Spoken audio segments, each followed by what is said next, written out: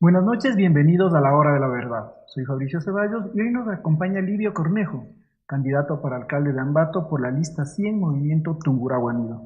Señor Cornejo, muchas gracias por aceptar la invitación, bienvenido. Muchísimas gracias, muy buenas noches. Estoy aquí dispuesto a conversar con los ciudadanos y con usted de Ambato. Señor Cornejo, usted ha tenido ya algún tránsito por la política, ¿verdad? Sí. Bueno, primero lo hice como estudiante universitario. Fui presidente de la FUEGUE, de la Universidad Técnica de Ambato, cuando era estudiante de la Facultad de Ciencia e Ingeniería en Alimentos. Y desde ese momento, pues siempre fue mi inquietud el avanzar un poco más, el ver más allá, ser un poco futurista y tratar con las ideas de cambiar las cosas o la forma como se estaban llevando las cosas en ese entonces. Su paso por Patria Solidaria, ¿cómo se dio? Claro que sí, mi paso por Patria Solidaria se dio porque yo pertenecía a Democracia Popular, un movimiento que lógicamente tenía que, o partido en ese entonces, que estaba apoyando mucho a lo que era Osvaldo Hurtado. Creemos en eso y creemos que lo social cristiano, o la democracia cristiana más bien, tenía todavía y tiene todavía prevalencia en esto y la gente lo quiere aplicar todavía. Lo que pasó, circunstancias políticas que no nos permitieron los politiqueros en ese entonces explicarle a la gente y únicamente se convencieron de algo, de un error que posiblemente algunos lo ven, pero que nosotros apoyamos muy bien de lo que se hizo en ese entonces. Democracia Popular desapareció un tiempo y nuevamente retomamos el nombre como Patria Con Solidaria. Osvaldo Hurtado. Con Osvaldo Hurtado a la cabeza, fue candidato a la presidencia y quedamos, digámoslo así, un poco debiéndole a la ciudadanía la explicación del por qué Osvaldo Hurtado procedió cuando fue presidente de la República de la manera que fue. La campaña fue tan rápida y tan agresiva que no se nos permitió, pero a pesar de eso, Livio Cornejo como candidato a la concejalía en ese entonces llegó a tener 5.700 votos sin tener tampoco candidatura a la alcaldía. Eso fue un ¿Y paso cómo muy hay importante. este tránsito de la FEWE, China? No, estamos un poco confundidos.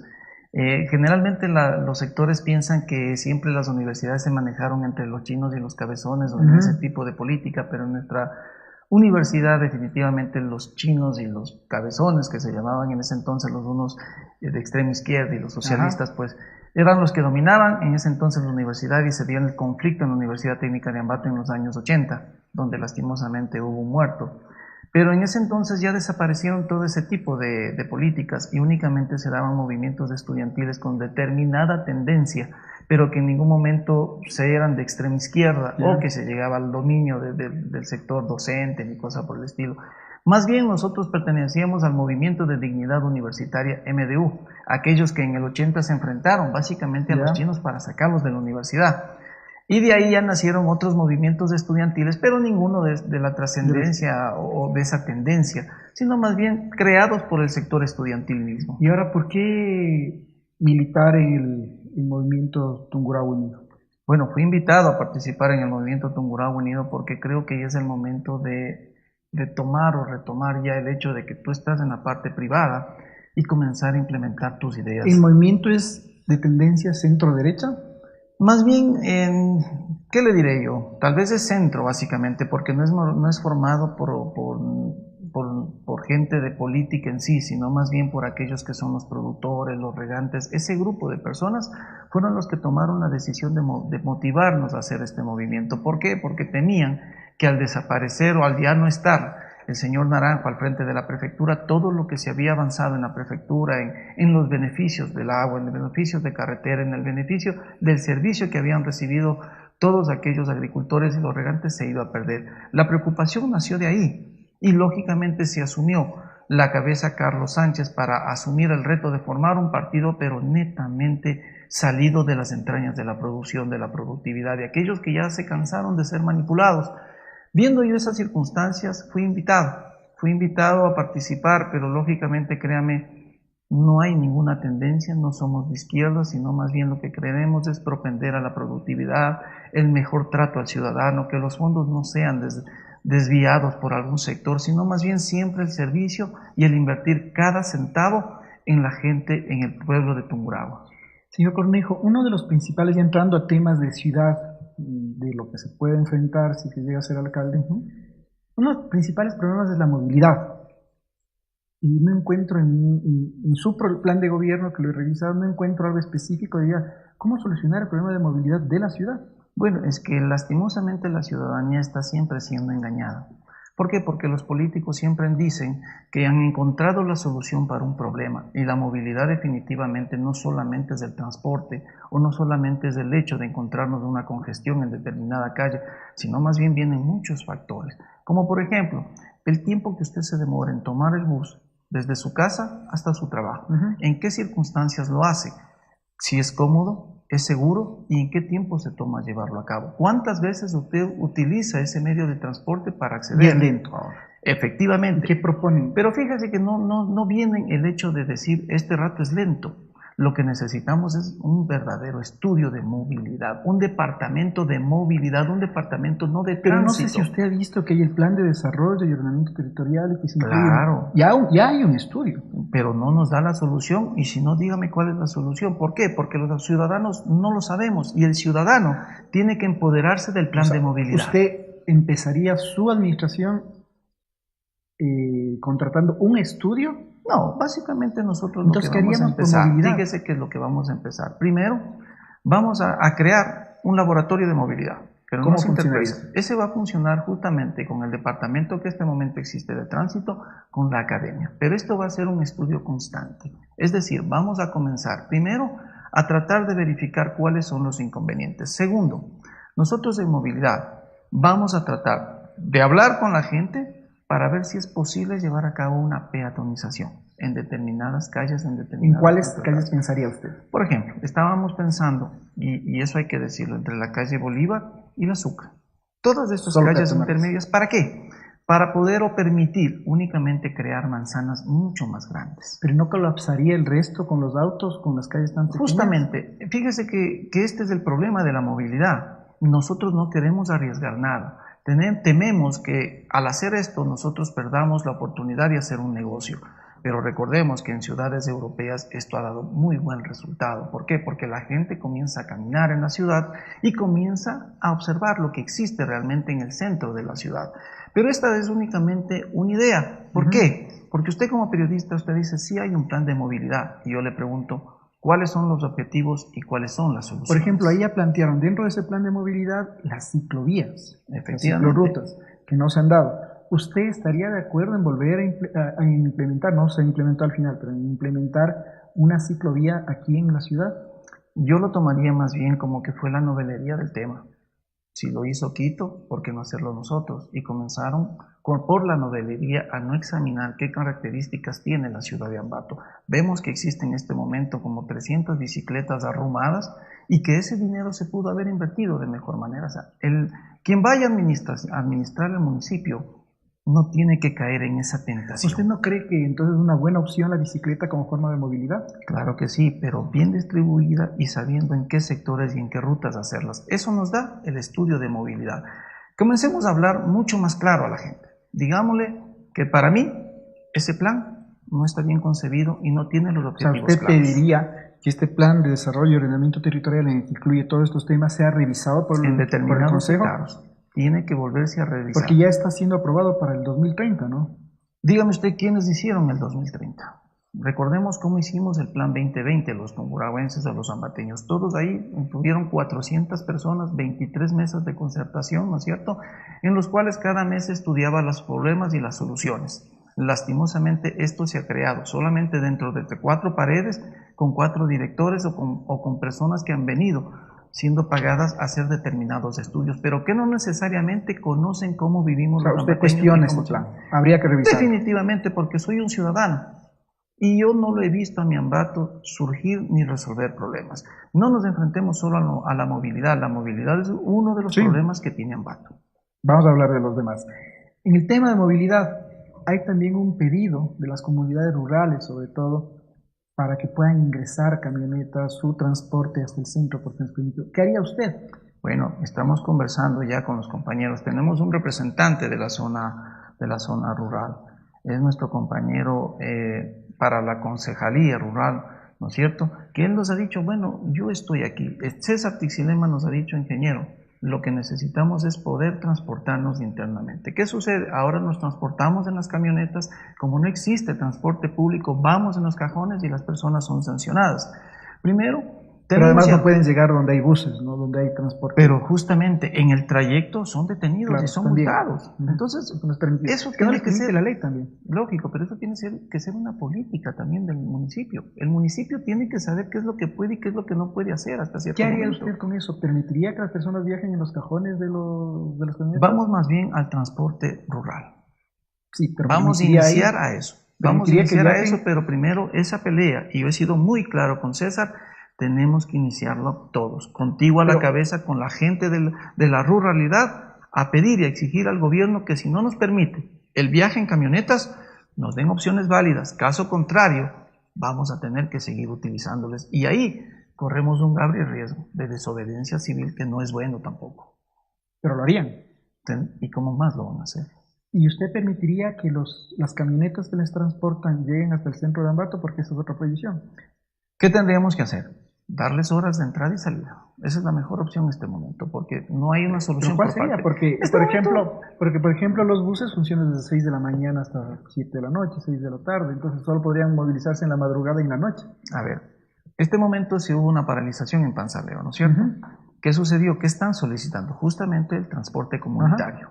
Entonces, a partir de eso, y es un sentir del pueblo, entonces vamos nosotros, y viendo la necesidad, tenemos que ser accesibles. No, o sea, esta municipalidad que yo la voy a ejercer, no es que no va a haber autoridad, no es que vamos a decir sí a todo, pero sí vamos a encontrar una solución que nos permita a todos. Pero en esto sí diría sí. En esto sí, porque no tenemos otra solución. ¿Y qué le van a decir los choferes, los de los buses? Bueno, yo me pregunto... Porque ellos se quejan de que les quitan el trabajo el rato que están ingresando ya. Bueno, entonces si no quieren eso, permítanles acceder con su carga a los buses, ¿no es cierto? ¿Van a permitir eso?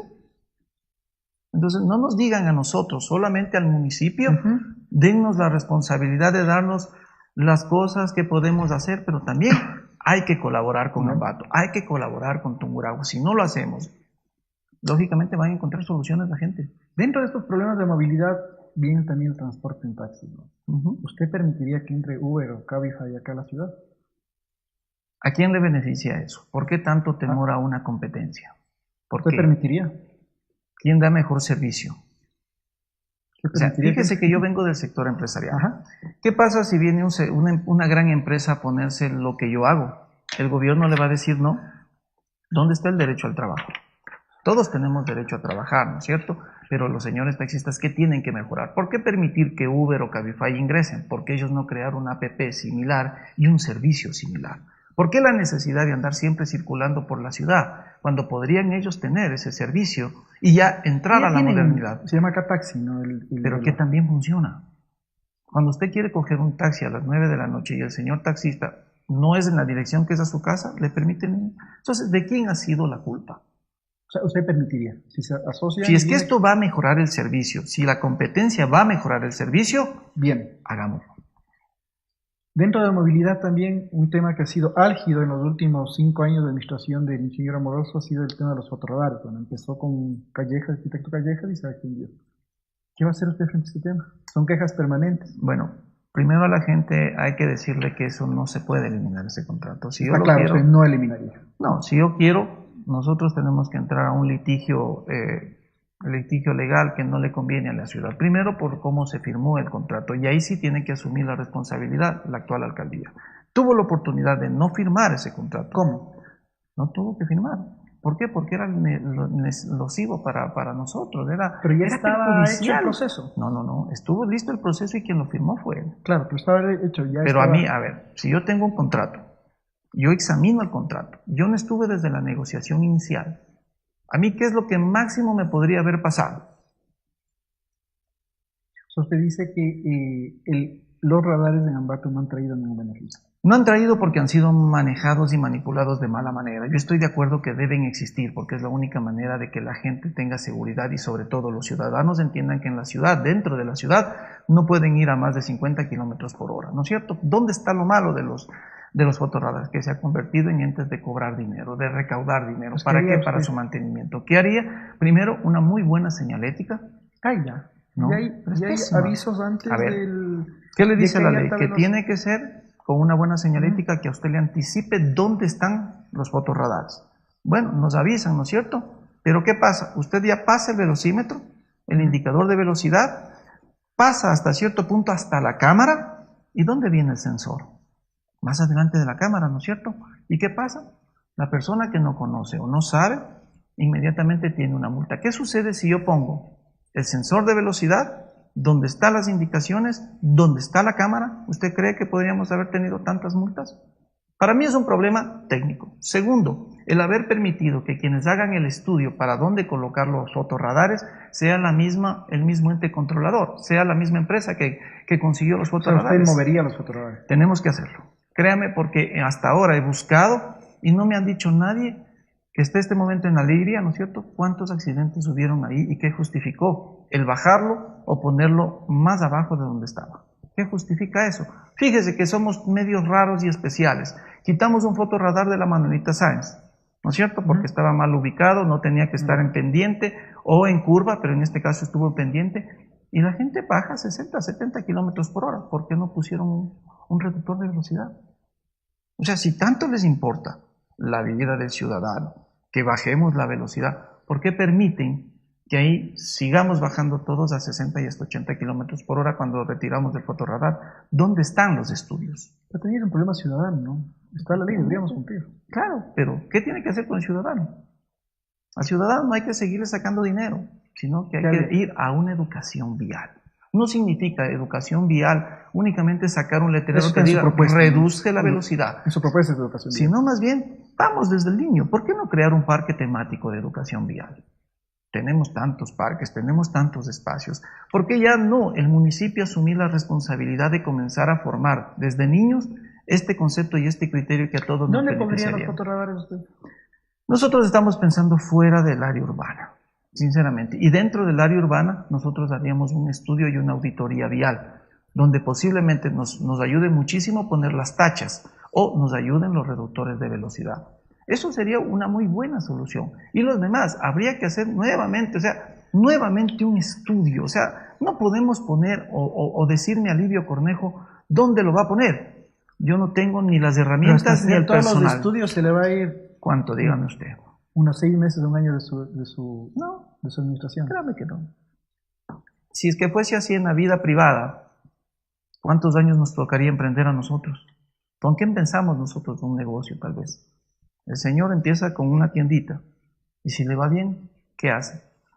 Los emprendimientos hay que hacerlos rápidos, las actuaciones tienen que ser eficientes y sobre todo rodearse de gente que sepa del tema. Y en este tema que es urgente también como ciudad, otro tema que es urgente como ciudad que a veces se ha desbordado es la informalidad. No encontré tampoco en su plan de gobierno algo que trate de decir cómo vamos a organizar la ciudad. ¿Qué pensaría usted hacer frente a la informalidad? La informalidad básicamente es un problema social. Yo no creo que a nadie le guste estar en la calle 7 u 8 horas a sol y agua. La informalidad se ha dado porque el sistema de plazas y mercados no funciona. ¿Por qué no funciona? ¿Por qué no funcionan? Preguntémosle a la gente. ¿Por qué no quieren entrar al mercado? ¿Por qué no se hace un examen? Se han hecho mercados, digamos, bastante adecuados y no van los vendedores. No van los compradores. El comprador no va. Y tampoco quieren entrar los vendedores. Hay más de 500 espacios. Porque la gente tendremos primero que averiguar, porque a veces dicen que hay 600, 800, que ha reducido a 500, que ahora hay 400, pero la informalidad nace por el hecho de que usted a su negocio no le va bien, no entra nadie. ¿Qué tiene que hacer con su producto antes de que se dañe? Mandar a alguien a venderlo. A ver, yo en vez de nombrar únicamente una persona administradora, tengo que poner una persona que sepa manejar ese tipo de negocios. ¿Para qué? ¿Por qué los supermercados ponen en determinados días promociones de verduras, promociones de carnes, promociones de lácteos? ¿Por qué no hacerlo eso en los mercados? ¿Por qué no comenzar a decirle al comerciante, al vendedor, señor, usted tal vez los ambateños procedemos con las 3 Bs, bueno, bonito y barato? ¿Por qué usted en vez de darle 6 tomates dentro del mercado, por qué tiene que hacerlo fuera del mercado? ¿Qué está pasando ahí? Nosotros tenemos que comenzar a explicarle a la gente que si ese producto no lo vende, se daña. Si usted no vende el producto, pierde su negocio. Por lo tanto, todos tenemos que ir a eso, a colaborar. Ahora otra cosa, si bien es cierto, hemos refaccionado, hemos hecho todo en los mercados. Pero ¿por qué no pensar, por ejemplo, que en el mercado tengan los carritos o los cochecitos para comprar? ¿Y qué va a hacer con los informales hasta tanto? Hasta tanto vamos a tener que reubicarlos si es que hay puestos de trabajo. Pero primero, O sea, primero lo que hay que hacer es saber lo que usted me preguntó. ¿Por qué no entra la gente a comprar? ¿Por qué funcionan en la ciudad de Ambato las plazas al aire libre? ¿Quién tiene tal vez que comenzar a trabajar en el asunto? ¿Nosotros como sociedad? ¿Qué harías eso con los informales? ¿Sabe cuántos informales hay en Ambato? Realmente no tenemos el dato porque es una informalidad flotante. No todos siempre son los mismos. Ya hizo un censo el municipio, habla de 3.000, más de 3.000 informales. Imagínate. Y 1.000 flotantes los lunes y los viernes que vienen de comunidades indígenas. Y no son de las comunidades indígenas. Lo que pasa es que son las personas que entraron al mercado mayorista y al no poder vender su producto porque lo sacan a las 6, 7 de la mañana, pasan al centro de la ciudad. ¿Cuál sería la solución? Muchas veces hay que comenzar a dialogar con la gente. Si es que es espacio, vamos a generarles un espacio, pero no a crear nuevos mercados. Segundo, vamos a reestructurar los mercados. Vamos a ver si la forma que tienen los mercados, tal vez sea porque no ingresa mucha luz, tal vez sea porque las personas necesitan un trato como en los supermercados, tener un cochecito o ya no andar con las 5 fundas en cada mano. Su propuesta del centro de comercio asociativo que tiene, ¿no ha enfocado justo eso a las personas? Sí, son 2 plazas que vamos a hacer, en el norte y en el sur. ¿Ya? ¿Sí? Los sitios todavía estamos en discusión. ¿Por qué? Porque vamos a ver que esto no nos caotice la movilidad. ¿Sí? Vamos a crear 2 centros donde va a venir el productor directamente a vender, pero él va a tener la disponibilidad de entrar, si quiere a las 5 de la mañana, irse a las 10 de la mañana, para que él tenga la oportunidad de vender su producto directamente al consumidor. ¿Para qué? Para hacer rentable su producción. Y ahí comenzar a decirle, ahí hay una solución, y comienza la autoridad. No puede venir a la calle. Y comienza la autoridad a hacerse presente en el centro de la ciudad. Usted no dejaría a ningún informal que venda en la calle, en ningún sector. Definitivamente. Empieza a buscar soluciones. Lo que a mí me va a costar votos posiblemente sea eso. Pero yo tengo que decirle a Ambato la verdad. Esto ya no se puede. Si es que no entra el diálogo, si es que están ahí las soluciones y no se resuelve el problema, vamos con la autoridad a hacer respetar lo que tenemos que hacer. ¿Qué haría? En el tema que usted hablaba, se oponen a que se mejoren, digamos, se refaccionen los mercados. Se opusieron en la Plaza Juan Cajas de Zapatos, se oponen en la 1 de Mayo, y hay un proyecto para mejorar las condiciones, pues esas son plazas abiertas, pero no quieren. ¿Qué haría usted en ese tema? Primero vamos a ver por qué se oponen. Porque les da miedo que pasen lo que pasó en el Mercado Colón, por ejemplo. ¿Qué pasó con el Mercado Colón? ¿Qué le hicieron al Mercado Colón? Le cerraron totalmente, ¿no es cierto? Yo no entiendo el por qué. Y es uno de los que más problemas tiene ahora. ¿Por qué crear un mercado que es todo oscuro y con iluminación artificial? ¿Por qué no hacerlo más ecológico, más abierto, más llamativo, más creativo? O sea, ¿por qué tenemos que pensar en el cajón? O sea, hagámoslo. Internacionalmente existen mercados, por ejemplo, que funcionan en el verano, por ejemplo, en otros países. ¿Qué se utiliza para eso? Se utilizan determinadas plazas, pero los patios o los sectores donde usted vende son bonitos, son bien arreglados, son llamativos. ¿Por qué no hacer ese tipo de emprendimientos o de ferias comunitarias donde va la persona que produce productos orgánicos a venderlo? Pero no están en el centro de la ciudad, eso están en otros sectores. La gente tiene que aceptar que no todo se produce en el centro, no todo debe hacerse en el centro. La ciudad tiene que expandirse, tanto en planificación como en negocio y en comercio. Solo así entenderemos y podremos planificar esa ciudad amplia, grande, bonita, móvil que necesitamos. Y justo de esto de ordenar la ciudad, hay otro conflicto que se ha venido, que es el pedido de las zonas rurales, de las que ustedes me imagino conocen más, porque de ahí son sus bases del movimiento, donde solicitan que los terrenos ya se dividan en parcelas más pequeñas. ¿Cuál es el problema ahí? Básicamente que lo que se quiere dividir o lo que se quiere dar como herencia a los hijos son sectores agrícolas, son tierras agrícolas. Y la misma ley nos impide eso, la misma constitución nos impide eso. Ahora bien, ¿por qué la gente, en vez de pedir, vea, yo tengo 6 hijos, pero tengo un terreno de 1.200 metros, yo le puedo dar 200 metros cuadrados a cada hijo? Y aunque suene duro decirle, ¿por qué tenemos que dejar de herencia a nuestros hijos? Usted no permitiría. Definitivamente no. ¿Por qué no le damos la opción al Señor de decir, oiga, ¿por qué no construye un edificio de 6 plantas? No se puede en una zona. En una zona rural no se puede. ¿Por qué no? Eso lo dice la ordenanza, está ahí. ¿Por qué no planificamos la ciudad hacia allá?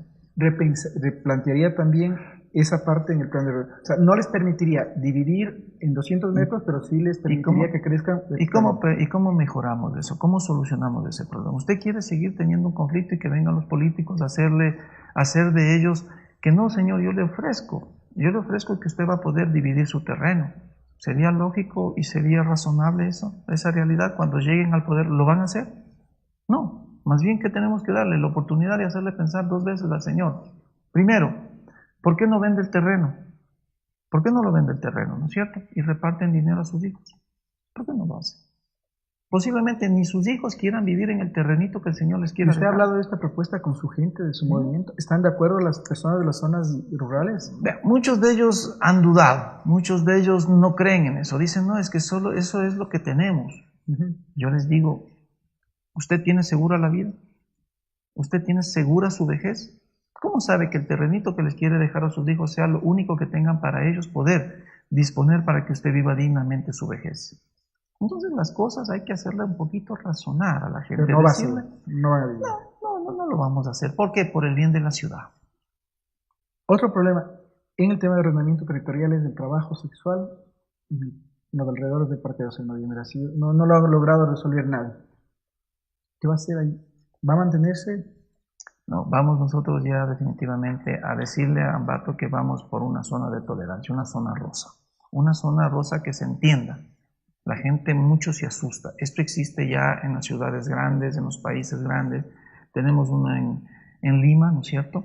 Que vea, créame, son 2 torres de estacionamiento. Al lado está todo el sector rosa, están las discotecas, los karaokes, donde usted ingresa. El otro sería una zona de tolerancia. Y el otro tendría que ser una zona de tolerancia. Efectivamente, pero vea, bien llevado, donde la gente... Vea, ese es como un negocio, realmente ese es una industria. ¿Y qué tenemos que hacerlo? El municipio tiene la potestad de ¿qué? De saber cuándo, dónde y cuándo y cómo funcionan esos negocios, ¿no es cierto? Usted les puede poner horarios, tiene que darles el lugar y tiene que darles las condiciones para que ellos trabajen bien, ¿sí o no? Sí, entonces vamos a utilizar esa potestad del municipio para decirle a las personas, si usted, señor, quiere un negocio de estos, usted va a tener un área que la vamos a destinar. Vamos primero a dialogar con la gente. ¿No respetarían el área que ya está destinada? Si es que está en Huachitotoras, nosotros haríamos el análisis. Por ejemplo, si está en el paso lateral. Este momento, yo digo eso, yo créeme, la gente dice, no, ya. Pero señor, lo que yo primero quiero hacer es decirle a usted cómo va a hacer esto. Si usted me dice, solamente tenemos los terrenos ahí, ¿le han presentado a usted alguna planificación? ¿Cómo va a ser? ¿Va a ser bonito? ¿Va a ser atractivo? ¿Va a ser seguro? ¿Se ha comprometido el gobierno? ¿Se ha comprometido la policía para dar seguridad en esto? No, o sea, nos han dicho y nos han hecho creer a los ambateños que bueno, ahí está un canchón y allá tendrá que irse la gente. ¿Qué piensan los moradores del sector? O sea, usted mejoraría las condiciones totalmente para que los centros nocturnos, imagino, saldría entonces de ahí la prostitución de todo el centro de la ciudad.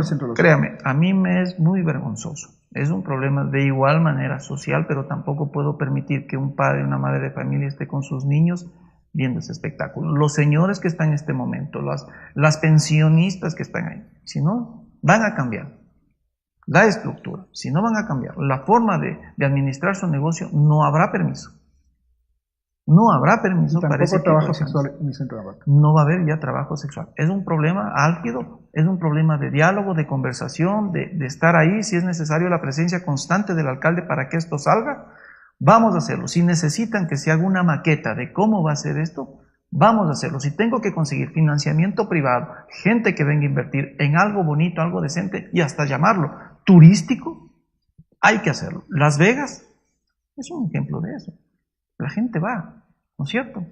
Pero hay ciertos límites de tolerancia. La gente tiene que respetar las leyes. Y en el tema de bares y discotecas, ¿ha pensado dónde podría ser? Ahí sí una zona rosa, digamos, de inversión aquí en la ciudad. En la ciudad todavía eso vamos a dejarlo en stand-by. Vamos a dejarlo en stand-by porque únicamente hay el estudio para la zona de tolerancia. No se han preocupado de ese sector muy especial. ¿Por qué? Porque ahora se extienden permisos de funcionamiento a 100 metros de una escuelita, de una iglesia, y eso no está bien. ¿Que el derecho al trabajo hay? Sí hay. Pero también tenemos que comenzar como municipio ya a decirle al gobierno, ¿quién decide sobre esto? Pero usted reubicaría la zona de bares y discotecas en un lugar en Ambato. Sí. Vamos a pensarlo, vamos a planificarlo muy bien eso. Otro tema que es importante usted ha planteado dentro de su proyecto de plan de gobierno es la productividad. Usted es empresario y en el plan de gobierno se nota que está bastante desarrollado el tema empresarial. Y dice que quiere apoyar a las pequeñas empresas, ¿no es cierto? A pequeños emprendimientos con financiamiento. ¿El municipio puede financiar? Realmente el municipio no, pero podemos hacer justamente un convenio muy importante con prefectura. Nosotros hablamos de un financiamiento cuando nosotros tenemos la posibilidad de entrar en diálogos con instituciones o fundaciones, ¿sí? En el extranjero no, pero que ese dinero sí puede ser factible. Pero no vamos a darlo como tal, como dinero en sí, sino con la presentación de proyectos y produciendo asociatividad. Porque un solo agricultor, un solo productor de leche no lo va a lograr. Nosotros necesitamos fortalecer ese sector. ¿Y por qué necesitamos fortalecerlo? Recordemos lo que está haciendo el Consejo Provincial, impidiendo que las zonas donde existen aguas, donde están los páramos, sean eliminados, ¿no es cierto?, para pastizales. No, lo que queremos es, hay zonas determinadas y que esas personas que no pueden hacer nada con su territorio, nada con su terreno, comiencen, por ejemplo, a producir leche, ¿no es cierto? Les vamos a dar las facilidades y ya les ha dado el Consejo Provincial para que ellos produzcan y mejoren la raza del ganado, el pasto y mejoren la productividad de leche. Este momento aproximadamente son 50.000 litros de leche que se recoge diariamente. Se les ha dado ya los tanques de refrigeración mediante proyectos. Una parte el Consejo Provincial, otra parte las instituciones privadas o las fundaciones. ¿Qué va a hacer el municipio? Vamos también a intervenir, ¿sí?, como un aportante más. ¿Para qué? Para la creación, por ejemplo, de pasteurizadoras de leche. ¿Qué van a hacer esas pasteurizadoras de leche? En vez de todo el esfuerzo hecho. ¿El municipio va a crear eso? El municipio, conjuntamente con el Consejo Provincial, en un gran proyecto de productividad y venta, de comercialización. ¿Por qué? Porque ¿qué hacemos con toda la leche? ¿Qué hemos hecho con todo el esfuerzo que hace el gobierno provincial? Cogemos todo eso y lo vendemos a la empresa privada. Y lo ilógico a veces es que la empresa privada le deja a la persona con la leche. Dice, no, su leche está con tales inconvenientes, tales problemas, y 2.000 a 3.000 litros van a la tierra, van a la basura. ¿Qué vamos a hacer nosotros? Darles la oportunidad de que eso produzcamos nosotros mismos. Y Ambato va a ser uno de los cantones que va a dar la oportunidad para que la gente comience a vender eso en las escuelas, como el desayuno escolar y el programa que tiene el gobierno. Y es más, en el último levantamiento que hicieron, ya lo han conseguido. Es decir, nuestras ideas siguen calando hondo en la gente. Es la única manera de dar solución. También plantea usted la implementación de un centro de exposiciones con algunas ferias. Bueno, nosotros pensamos en hacer las ferias libres, las ferias no solamente de productos, sino también las ferias de libros, las ferias donde nuestros jóvenes talentos, nuestros jóvenes literatos puedan de alguna manera expresar lo que han hecho. Y es un proyecto del municipio este centro de exposiciones. Cosas que no funcionan, ¿qué tiene que hacer usted? Ya está financiado, ya está con préstamo. ¿Qué mejor? Vamos a administrarlo de mejor manera. ¿Por qué? Fíjese que viene un joven a decirme que necesita colaboración, que le colabore con $2 para implementar una obra de arte, una obra de teatro. Digo, ¿y qué pasa con el municipio? Definitivamente no nos dan. Va a la universidad, le dicen encantado, le prestamos el espacio. Le prestamos el espacio en la Rocafuerte y Montalvo y Rocafuerte. Oiga, le prestan el área sin sillas, sin micrófono, sin parlantes. ¿Cómo es esto? Es una ciudad de cultura. ¿Cómo queremos proyectar? Y fíjese, si el municipio tiene eso, qué vergüenza que sea mal utilizado, qué vergüenza que no funcione como debe funcionar. Eso nos debería preocupar como ciudadanos. Otro tema álgido en la ciudad y en la provincia, Tungurahua es una provincia seca. Tenemos garantizado, digamos, el agua para unos 8 o 10 años más. ¿Y qué plantearía usted del municipio para generar un proceso a más largo plazo en donde se garantice el acceso al agua? Bueno, realmente quien tiene ya esa proyección de lo que son los embalses, las represas, tiene la prefectura. Y por eso es muy necesario hacer este matrimonio entre prefectura y alcaldía. Son proyectos extremadamente costosos. No se puede hablar, por ejemplo, de las Pampas de Salasaca, no se puede hablar solamente que lo vaya a hacer el Consejo Provincial. ¿Lo haría usted junto con el Consejo Provincial? Tenemos que buscar financiamiento. Nosotros no vamos a arriesgar el presupuesto, pero le pregunto, ¿cuánto nos ha dado el gobierno? Del municipio? Aproximadamente $168 millones anuales. ¿Ya? Entonces, Eso lastimosamente ya está predestinado, es más, ya nos lo han dado gastando, ya nos hemos endeudado. No sé, ¿Qué opina de esa deuda? no sé cómo, si me encontraré con la mesa servida o no. Me da la impresión de que vamos a tener que hacer el valor de la deuda del municipio actual? Por lo que ha dicho el señor alcalde. ¿Cuánto? Aproximadamente estamos con el 47% de deuda. ¿Pero eso en dinero cuánto es la última deuda? Más o menos estaríamos hablando de 62 millones de dólares. Más el préstamo que se pretende hacer para el centro de transferencia, a aproximadamente $90,000. No, 116 millones de dólares. Fíjese. ¿Qué opina de ese préstamo? Y lo que se plantea hacer con el préstamo, porque hay el centro de exposiciones que usted plantea, se quiere hacer con ese préstamo, la avenida Cicerón se quiere hacer con ese préstamo, refaccionar el mercado o reestructurar la plaza Urbina y el centro de transferencia. El centro de transferencia tiene un valor aproximado de 92 millones. Lo único que nos dejaría factible, aproximadamente estaríamos hablando de unos, exagerando, de unos 26 a 30 millones. El centro de transferencia cuesta 63 millones. Ya con las vías de 24 metros de ancho, o eso asumimos nosotros. Está dentro del préstamo las vías A, B y C que se ingresan a Unamucho, y esa también tiene una valoración. Las avenidas cuestan 16 millones de dólares. Entonces, ¿qué opina de ese préstamo? ¿Qué opino yo más bien de todo el proyecto? ¿Ya? Vea, todo el proyecto lo que tenemos que llegar... Pero 8 millones cuestan las vías de ingreso a Unamucho. Ya, pero más allá de tener los datos certeros. Pero, ¿qué opina usted de hacer un centro de transferencia donde la asociatividad no está presente? Donde los productores creen que va a ser un mercado mayorista y así se les ha vendido la idea. ¿Qué pasa si nosotros tenemos gente que quiera comprar fresa? Se habla de las grandes empresas de supermercados. ¿Ya se ha hecho convenios con estas empresas? ¿Ya se han comprometido estas empresas para comprar en el centro de transferencia? No, el centro de transferencia, ¿qué va a ser? Un lugar donde se receta el producto, ¿no es cierto?, clasificado. Posiblemente le vamos a dar un lavado y vamos a dar una refrigeración al producto. Y una vez que está ahí, vamos a hacer una especie de subasta donde vamos a poner el precio, ¿no es cierto?, por subasta. Se ha dicho eso. Yo me pregunto, ¿no se dijo lo mismo de Planofa? ¿Usted recuerda Planofa? Claro que sí. Y ahora ¿Qué se decía? Un centro comercial en ¿Sí recuerda lo que se decía? Y eso más, Planofa nos regalaron todo, toda la maquinaria. Pero entonces, ¿no hacer el centro de transferencia? El centro de transferencia primero tiene que partir. Yo lo haría. Yo operaría de la siguiente manera, nave por nave, comenzando con la asociatividad, haciéndole entender a la gente lo que vamos a hacer, dónde estará nuestra fortaleza. Y una vez que nosotros tengamos eso, vamos a la construcción de eso. ¿Por qué es importante? Porque es importante también que hablemos de que necesitamos la productividad que tendrían nuestros vecinos de La Tacunga, de Salcedo, para poder funcionar.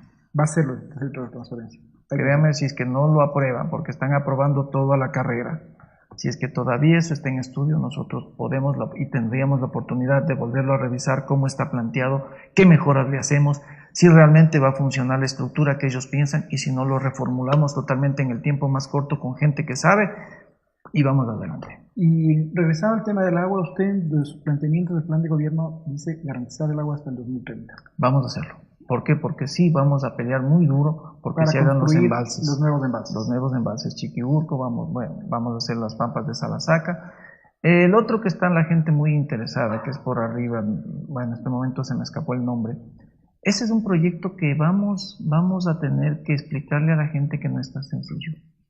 Que solamente los estudios van a tener que costar unos cuantos millones de dólares. Segundo, vamos a tener que hablar con las personas que son dueñas de casi la mayor parte, que es una hacienda. Entonces, hacer ese proyecto, vamos a insistir con el gobierno, pero primero tenemos que hacer el estudio, la prefactibilidad, la factibilidad, y ahora sí, vamos a hacerlo. Perfecto. Otro proyecto suyo es un plan maestro de tratamiento de aguas servidas de la ciudad. Bueno, ya la planta está dada, está hecho, ¿no es cierto? ¿Qué haría usted? Pero comenzamos a ver qué sucede realmente. Ya está por terminarse, está por inaugurarse. Algunos técnicos nos han dicho que no está bien el diseño, que no se lo ha hecho de buena manera. ¿Técnicos de dónde? Nosotros tenemos consultores del ICA, tenemos consultores extranjeros, donde usted, si se mete a internet, realmente hay bastantes críticas sobre el sistema. ¿Y por qué no lo dicen al municipio como unos ciudadanos responsables con la ciudad? Y decir, vean, les hemos dicho, se les ha dicho, con el alcalde? ¿O con quién se ha reunido usted? Nosotros lastimosamente no hemos podido hablar con el señor alcalde, porque siempre nos ve como oposición, siempre nos ha visto como esa como la piedra en el zapato. Cuando dice siempre nos ha visto a quiénes. A los ciudadanos que hemos querido decir y conversar sobre ciertos asuntos. No nos han tomado en cuenta. O sea, nosotros no queremos ningún cargo público o no queríamos hacerlo de esa manera, sino más bien una crítica sana, constructiva. Hemos hablado de productividad con los determinados directores que nos han enviado, pero lastimosamente no se hace oídos. Se hacen proyectos en 4 paredes, se hacen y se toman decisiones entre 4 o 5 personas, se hacen estudios con gente que ni siquiera es de nuestra ciudad, que conoce nuestra forma de vida, y eso ha creado mucho conflicto. No se toma en cuenta a todas las organizaciones gremiales en la ciudad, todo se ha hecho. Por eso usted plantea que está mal. No está mal, hay que corregir, hay que corregir cosas, pero eso tenemos que estar dispuestos a hacerlo. No va a ser caro los arreglos, lo que se haga. El señor alcalde dirá que todo es una maravilla. El momento que lo pongamos a funcionar, vamos a ver, y eso sí es solucionable inmediatamente. O sea, ese es el plan maestro que usted tiene que ver con eso. Y dentro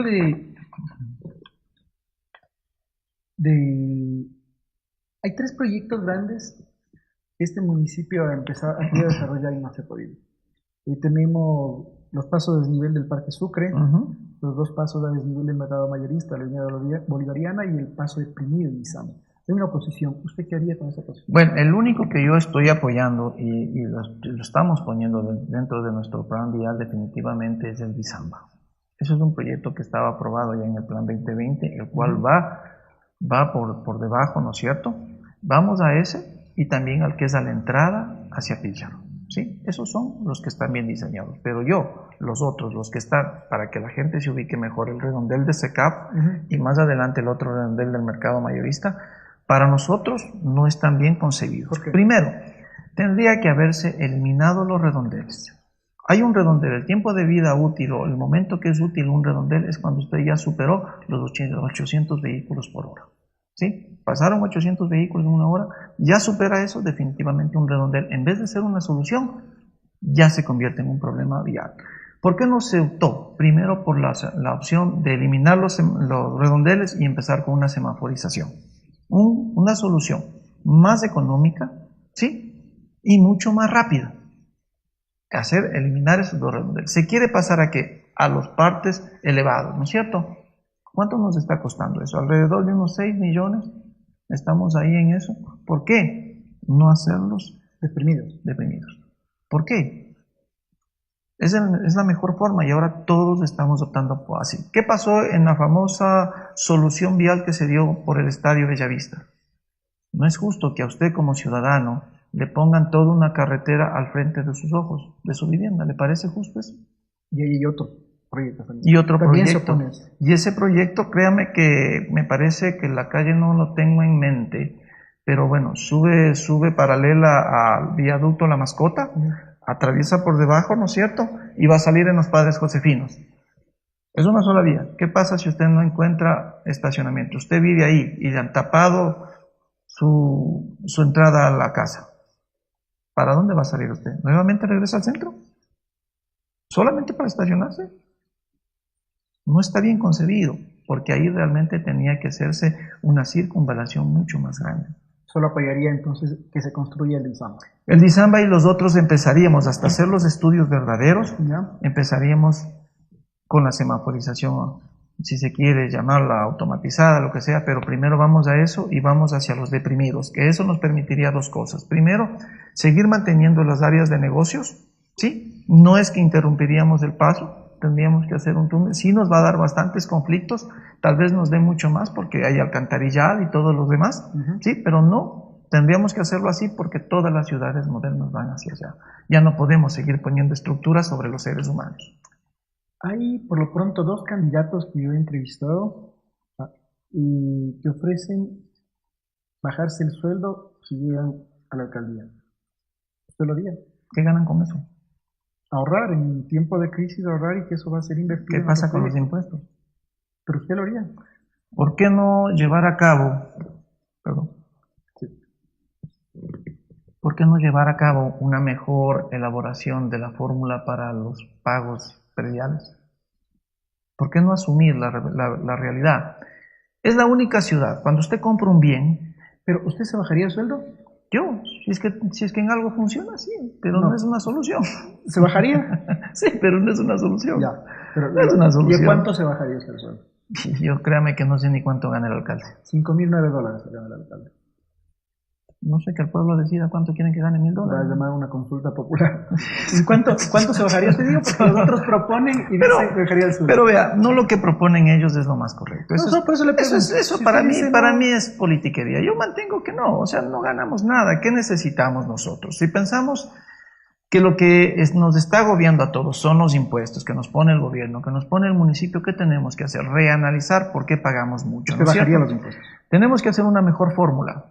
¿Por ¿De qué? qué? Porque fíjese, una casa construida hace 30 años, ¿cuánto debería costar? Habrá costado unos $30.000, ¿no es cierto? ¿Por qué la seguimos y cuando venimos al tiempo actual la valorizamos en $60.000, $80.000? Y no la valorizamos por la casa, valorizamos es por dónde está construida la casa, es decir, en el territorio, ¿no es cierto? Lo que sube de precio es el terreno, la ubicación, Los pero no la servicios que casa, tienen ¿no es ahí. cierto? Ajá. Pero no la casa. Entonces, es el único municipio que nos cobra a nosotros y nos revaloriza las cosas. Usted compra un vehículo, la devaluación lo hace a 10 años, ¿no es cierto? Entonces, ¿qué hacemos? Una mejor fórmula. Lo que nos está costando muchísimo a los ciudadanos, hasta cierto punto ni siquiera es esto, sino los famosos aportes por arreglos Por y tanta mejoras. cosa, por mejoras. ¿Qué están haciendo? Ellos nos están prorrateando los gastos. Nos están diciendo, en vez de que paguen 10 las mejoras, vamos a pagar en 15 y bajé. No, tiene que mejorar Usted la diría, va a fórmula. bajar los impuestos. Vamos a bajar los impuestos. Cuando usted Sí, ¿sabe llegue a por qué? alcalde. Porque vamos a invertir de mejor manera. Por ejemplo, si yo le digo, vea, los pasos deprimidos, lo vamos a hacer, pero haciendo un verdadero estudio y voy a poner una semaforización inteligente ahí, un cruce de semáforos, ¿cuánto le estoy ahorrando a la ciudad en este momento? Le estoy ahorrando siquiera unos $6 millones, ¿no es cierto? Y en vez de gastar esos 6 millones, yo le doy comodidades a la gente. ¿Qué le digo? Vamos a darle alcantarillado a Izamba. Créame, me he quedado asustado. Estamos ya a Izamba, casi estamos ya en la zona urbana y todavía hay letrinización. ¿Le parece justo a usted? ¿Por qué no hacerlo? No, dicen, el proyecto es caro. Es que acaso no es más caro hacer un paso elevado que lo único que beneficia es a la persona que tiene vehículo. ¿Cuándo las ciudades o aquellos que están en las ciudades van a pensar en la gente? Para ir finalizando, ¿cuál sería su obra emblemática en la alcaldía? Aunque la gente no le estime así, aunque nosotros no valorizamos mucho el tener buenos servicios, tener alcantarillado, tener barrios pavimentados o asfaltados, tener veredas, bordillos, tener un bonito parque, tener un espacio para que nuestros hijos puedan jugar, tener seguridad en el barrio. Esa sería mi obra emblemática, dejarle a Ambato 100% con los servicios básicos y la creación de bonitos barrios estables. 100% con servicios básicos, todo Ambato. Todo Ambato, hasta lo que se vaya a planificar. Si usted no fuera candidato, ¿por quién votaría? ¿Por quién votaría? Si usted no fuera candidato, ¿por quién votaría? Nunca he votado nulo, tampoco blanco. Pues ¿por quién votaría? De los candidatos que están ahora, yo sinceramente votaría ¿por quién realmente? Fíjate qué pregunta tan difícil.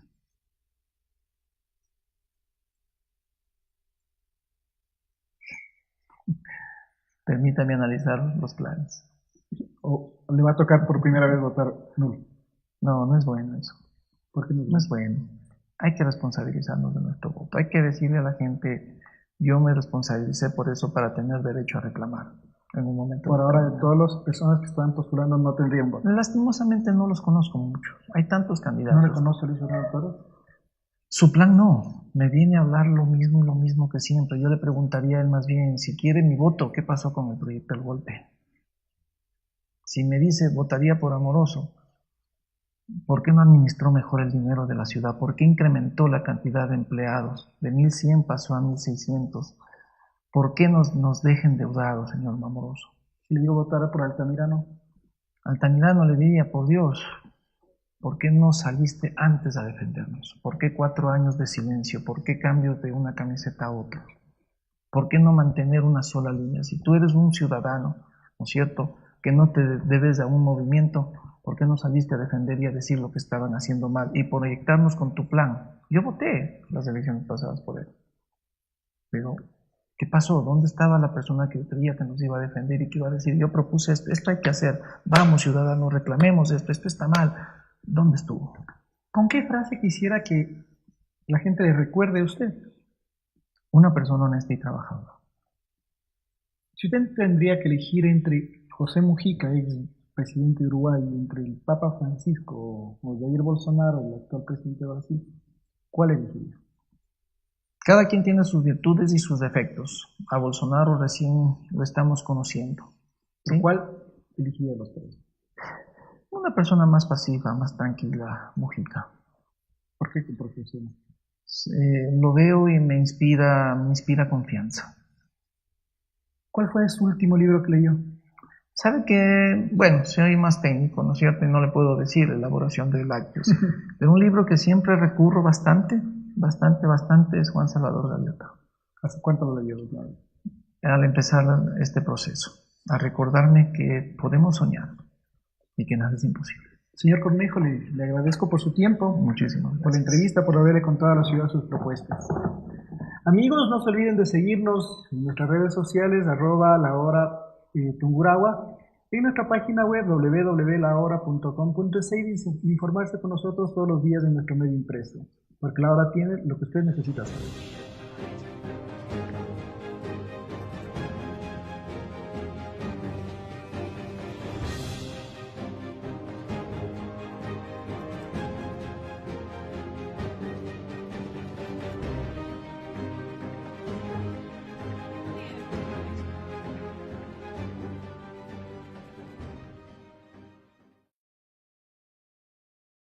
Southeast DX3.